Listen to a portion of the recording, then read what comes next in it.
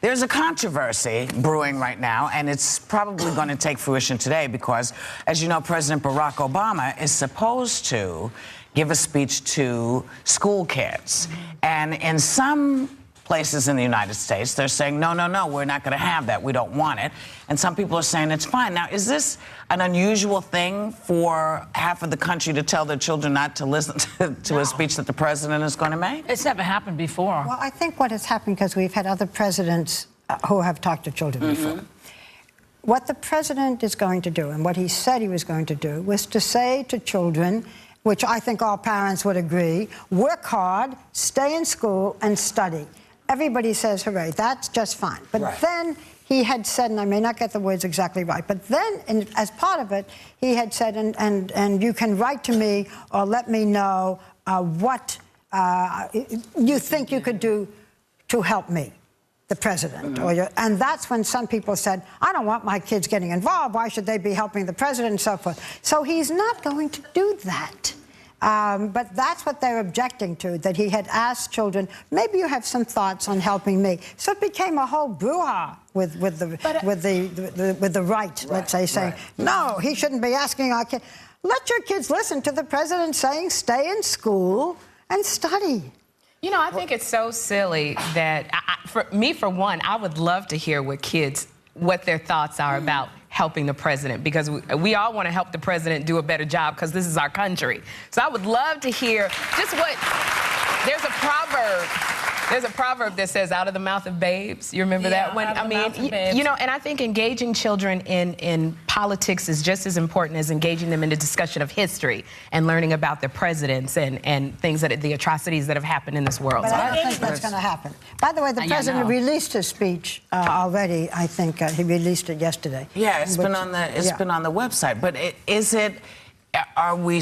the message being sent, this is not your president, you should not be listening to him? What is the message? Because it seems very odd. I mean, when the president speaks, you listen and then you say, oh, he's full of bananas or he's okay or whatever. But to blatantly say you cannot play this speech for these kids seems very odd to me. Well, President Bush, by the way, talked to school children on television after 9/11, but I think it got confused with the direct message, stay in school and study, and what you can do to help this president. What you can do to help this president that we don't like, I think that's where it got confused. There seems to be a consistent effort on the right-wing side, extreme right wing, to discredit this president no matter what he does. They're just out to get him, and this is part of the whole thing. Just watch out for it, because it's happening in this country, and there's a lot of subversive behavior going on because, you know, from certain people who are basically instigating this. And it's just this particular president. I mean, they're throwing names at him like Hitler. Please. But I think a lot of people also were concerned. I was on Twitter getting a lot of comments. A lot of people were concerned that their kids would have been getting policy stuff from Obama. But he's not doing that. But he's got a lot. You know, he's got so much to worry about right now between the health plan and Afghanistan and the economy. I mean, this little But this is Twitter, also how bad the internet is. You get all of this disinformation, and a lot of people were coming to me tweeting going, he said in the lesson plan, you know, write a letter about how you can serve me better. And on the original, I never saw the word serve in the thing, although we say serve our country. Yeah, what's wrong with the word serve? Well, you cannot. It's a very handy word. Yes, it's a very handy word. I think it's kind of spooky because it seems the last couple of months, there's been a lot of fear-mongering going on, and it is really uncomfortable because you don't want to link it to anything but boneheadism. Okay, you don't want to link it, you know, you don't want to link it to racism because you want to think we're moving forward. You don't want to link it to just plain nasty behavior because, you know, the polls have the conservatives rising up now because people, they're scaring them. So what was the fear that people had, that their children would hear a man saying, you know what can we do to make the country better? Didn't John Kennedy ask that question? He said, ask not what you can do for your country. Ask not what your country can do for you. Ask what you can do for your country. There's an underlying fear in white America that white people are going to become the minority eventually. And there is that underlying... Well, he's just one example. What's that that to do with saying, how can you help the president? That is just a canard. That is not the real truth. You have to go underneath it. Well, let me do this. White people. Yeah. Don't be afraid. Don't be afraid. As it turns out, we're all Americans. You know, it's all about what we can do for America. And could I just add, and black people, don't be afraid. Are we not scared? Don't be afraid of someone like me. Joy, maybe. Joy, maybe.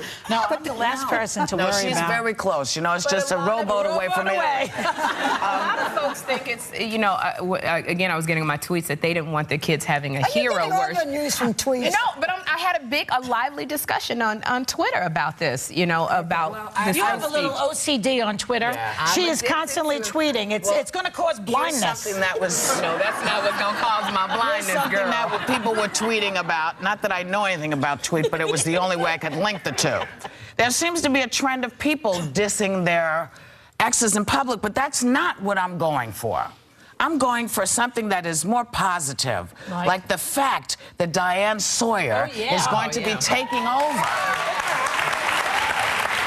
for our man, our favorite man, Mr. Charlie Gibson. Mr. Charlie Gibson. So now there's a lot of talk because now there are going to be 3 anchors. Can I just wanted to finish up all of that because I didn't have what I needed, and so I just wanted to say, and people are getting very excited because they're saying, oh, there are now going to be 3 women anchors. No, and two.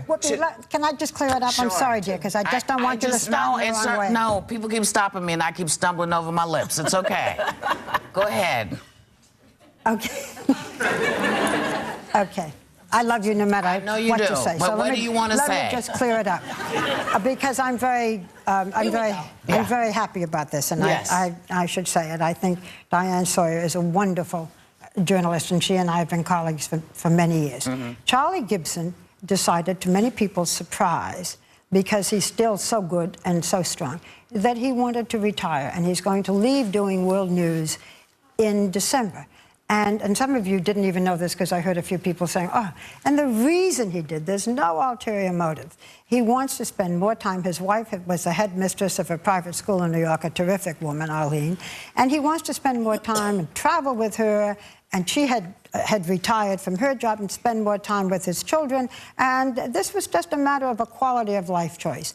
And David Weston, the president of ABC News, then said to Diane, who was on Good Morning America, will you do this? And Diane said yes. Now, the big thing about this is that of the 3 anchors, you now have 2 women. Yeah. That's what you were getting at.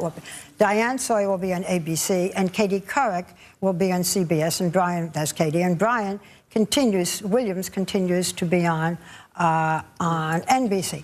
I have special feelings about this because more than 30 years ago, I was the first female co-anchor of a network news program. And at the time, well, that's the man who didn't want me. The man who did you in, Barbara? Where am I with my back? That sort of tells the whole story.